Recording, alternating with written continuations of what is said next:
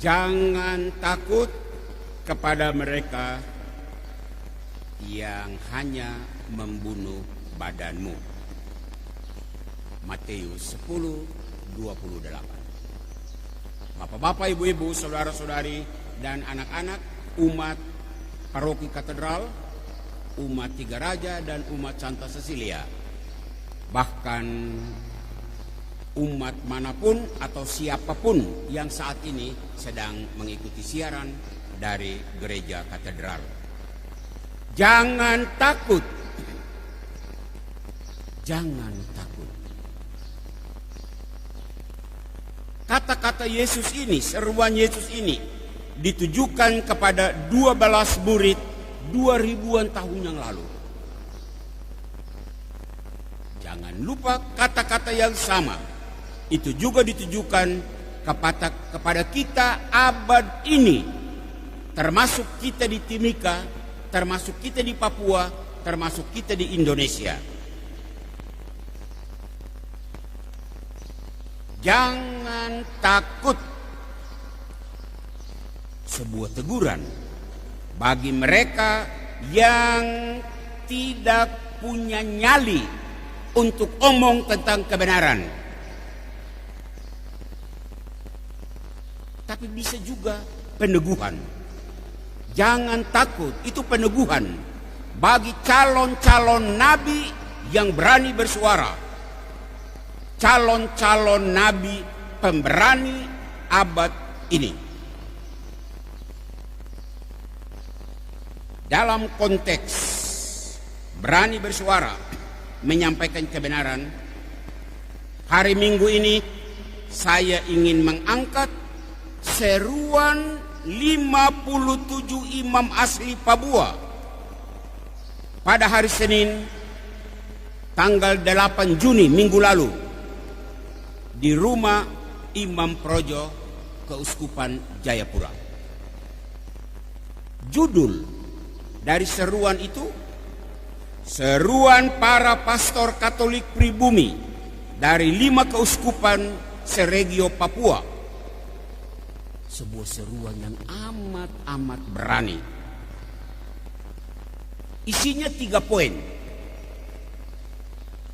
Poin pertama tentang rasisme. Poin kedua tentang menolak ketidakadilan. Dan poin yang ketiga, menolak segala bentuk kekerasan kepada umat Tuhan di tanah Papua. Saudara, saya minggu ini mau membatasi diri hanya pada poin yang pertama yang diangkat para imam pribumi, yakni masalah rasisme.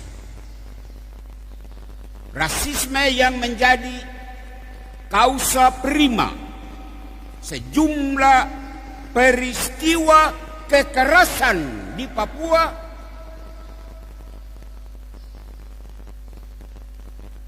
peristiwa melawan ketidakadilan. Kita mulai rasisme. Menyangkut rasisme, saya berangkat dari kasus pemicunya, yaitu kasus Surabaya 16 Agustus 2019. Mahasiswa Papua diteriaki monyet.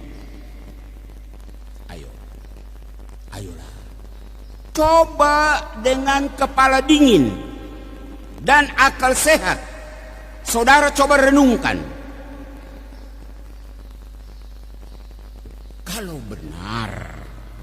Kalau benar orang Papua itu monyet, maka konsekuensinya apa? Sangat dahsyat. Di sini saya mengikuti semua yang ada di Facebook dan saya mencatat isi Facebook dari seorang anak Papua.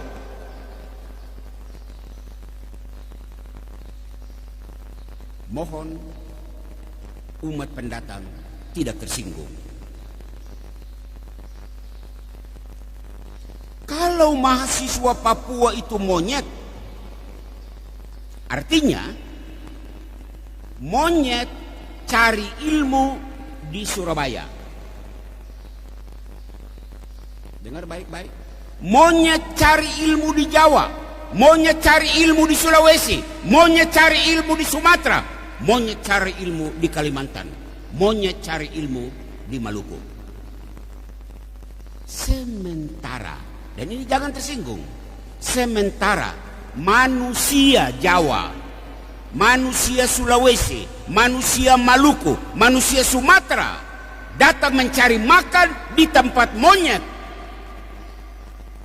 Membaca SMS itu saya malu. Saya malu sekali. Pikir dan renungkan.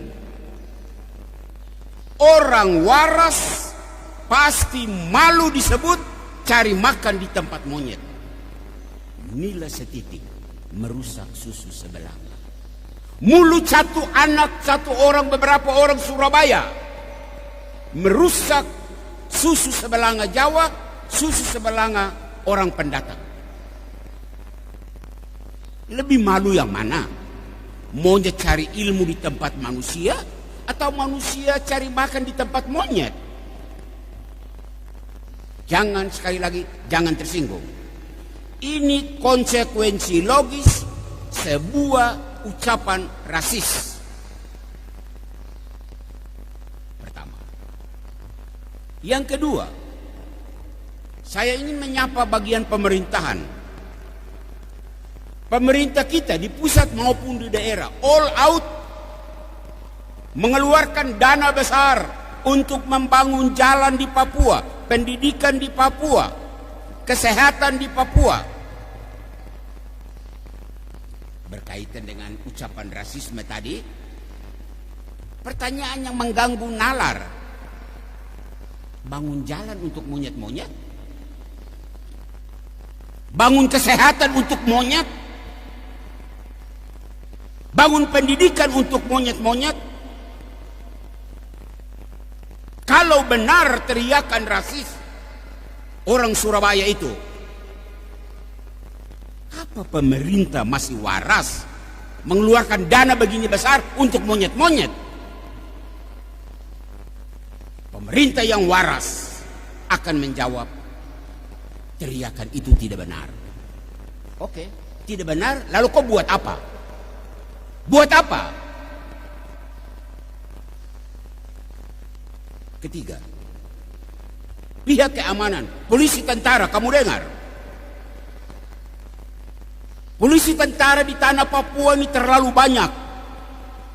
Ya, ini kan wilayah negara Republik Indonesia, wajar toh? Wajar. Tetapi Anda hadir di tanah ini dengan segala perlengkapan keamanan yang hebat-hebat. Saya Pastor Amandus hanya mau bertanya, seluruh perlengkapan hebat-hebat itu untuk jaga monyet-monyet? Jangan tersinggung, polisi dan tentara. Polisi dan tentara yang masih waras akan menjawab, tidak, kami tidak menjaga monyet, kami menjaga manusia. Oke, kalau begitu, apa sikap tentara dan polisi terhadap orang yang teriak monyet itu? Malulah Anda. Kalau orang Papua itu monyet, baru Anda dengan segala perlengkapan keamanan yang wah, kamu menjaga monyet, malu kan? Keempat, kelompok keempat, pihak agama. Saya tidak mau menyebut orang Islam, saya tidak mau menyebut orang Protestan. Saya hanya membatasi diri pada gereja Katolik. Pastor dan suster, sejak zaman Belanda sampai zaman pemerintahan Indonesia ini, luar biasa pastor dan suster begitu banyak datang di Papua untuk melayani. Anda mengabdikan seluruh hidupmu dari masa muda sampai Anda menjadi tua di tanah Papua ini. Pertanyaan kecil untuk direnungkan. Apakah Anda petugas gereja, pastor, bruder, suster, Anda melayani monyet-monyet? Sebelum pastor, suster, bruder yang lain menjawab, saya Pastor Amandus mau menjawab. 36 tahun saya mengabdikan diri sejak masih muda sampai rambut sudah putih ini di Papua. Saya tidak melayani monyet. Saya melayani manusia. Manusia Papua. Saya sedih kalau disebut orang Papua monyet. 36 tahun saya tidak melayani monyet-monyet.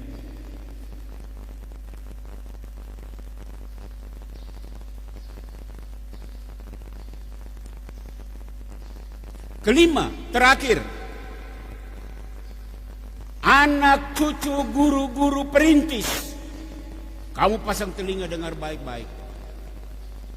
Kamu pernah mendengar cerita dari kamu punya orang tua, kamu punya tete nenek, pertama kali datang di Papua tahun 20-an, tahun 30-an.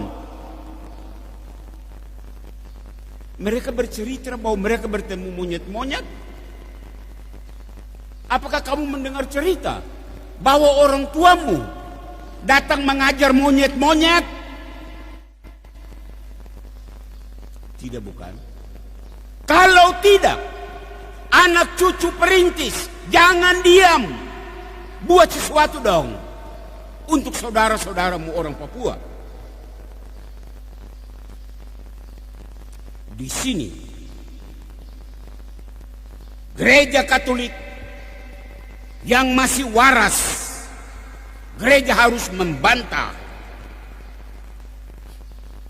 masa gereja bekerja keras hanya untuk melayani monyet-monyet. Saudaraku yang terkasih, Bapak, Ibu, dan anak-anak, kalau semua pihak tidak setuju dengan labelisasi monyet untuk orang Papua, lalu mengapa selama ini kita diam? Mengapa? Bagi orang Kristiani, Katolik maupun Protestan, hari ini Yesus bersabda di dalam Injil, apa yang dibisikkan ke telingamu, beritakanlah itu dari atas atap rumahmu. Matius 10:27b. Syukur pastor-pastor pribumi Papua yang berjumlah 57 orang, minggu lalu mereka sudah bersuara. Kenapa hanya pastor asli Papua bersuara? Karena gereja tidak bicara, karena gereja besar ini diam, maka anak-anak Papua bersuara. Di mana suara petugas gereja yang lain? Di mana suara hierarki gereja? Ingat kekuatan besarmu. Kalau gereja-gereja kecil, gereja-gereja lokal, katakanlah saudara-saudara kita Protestan, itu gereja lokal, mereka bersuara gampang untuk dibungkam. Tetapi kalau gereja universal yang satu, kudus, Katolik dan Apostolik, kalau gereja universal itu bersuara, sulit dibungkam. Kenapa? Bunyi di Timika, bunyi di Jayapura, bunyi di Jakarta, bunyi di Roma, bunyi di seluruh dunia. Pakai kekuatan ini, pakai kemampuan ini untuk mendampingi saudara-saudaramu Papua yang terhina, yang dihina, yang tergeser, yang digeser. Ini bukan hanya masalah orang Papua, ini masalah kemanusiaan. Orang Papua itu manusia. Nabi Yeremia dalam bacaan yang pertama tadi kita dengar, Nabi Yeremia menjadi tokoh inspiratif. Yeremia menderita, Yeremia dikejar, Yeremia dianiaya. karena ia melaksanakan tugas kenabian, menjadi corong untuk menyuarakan nasib bangsa Israel yang tertindas di tanah pembuangan. Yeremia tampil luar biasa. Lah kita bagaimana? Sebagai anggota gereja, kita semua jemaat Kristiani, Papua non Papua, kita semua dituntut untuk hadir sebagai nabi di zaman ini. Faktanya apa? Banyak orang takut bersuara, takut tampil di depan. Banyak umat khawatir akan nasib duniawinya, takut kariernya, takut omong, nanti dimusuhi, nanti dijauhkan, proyek tidak dapat karena melawan mainstream. Asap dapur tidak mengepul, keluarga makan apa? Untuk orang semacam ini yang berpikiran semacam ini, hari ini Yesus menyapa Anda. Jangan takut kepada mereka yang membunuh badanmu, tetapi tidak berkuasa membunuh jiwamu. Matius 10:28. Gereja harus berani karena ada dasar. Wilayah gereja adalah wilayah moral. Wilayah moral itu apa? Keadilan dan kebenaran. Wilayah gereja bukan wilayah politik. Karena gereja memang tidak berpolitik. Tetapi, dan ini dengar baik-baik, pemerintah dengar baik-baik, tentara polisi dengar baik-baik, gereja tidak berpolitik karena bukan wilayahnya. Tetapi kalau orang politik, masyarakat warga, organisasi massa, siapapun termasuk polisi, tentara, kalau Anda melakukan tindakan menginjak wilayah moral, keadilan, kebenaran, gereja akan bersuara. Karena Anda menabrak wilayah kami. Kalau gereja tampil di publik untuk bersuara, harap Anda jangan berkata gereja berpolitik. Bukan. Gereja melakukan tugasnya. Anda menginjak wilayah saya harus bersuara. Saya diam, saya berdosa. Akhirnya, Bapak-bapak, Ibu-ibu, saudara-saudari, anak-anak, dan siapapun yang mengikuti siaran ini, dari mimbar gereja katedral ini, atas dasar firman hari ini,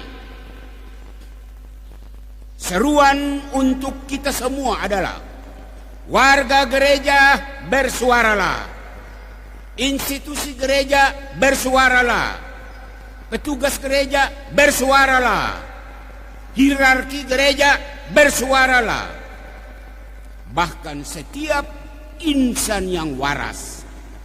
Semua manusia, Kristen, non-Kristen, Katolik atau Protestan, Islam, Hindu, Buddha, Anda manusia, Anda masih punya pikiran waras, bersuaralah untuk membela kemanusiaan ini. Apa yang dibisikkan di telingamu, beritakanlah itu dari atas atap rumahmu. Sabda Yesus hari ini di dalam Injil. Jangan takut kepada mereka yang membunuh badan tetapi tidak berkuasa membunuh jiwamu. Takutlah terutama kepada Dia yang berkuasa membunuh baik tubuh maupun jiwamu di neraka. Tuhan memberkati saudara-saudara kita Papua. Tuhan memberkati saudara-saudara kita pendatang. Tuhan memberkati kita semua. Amin.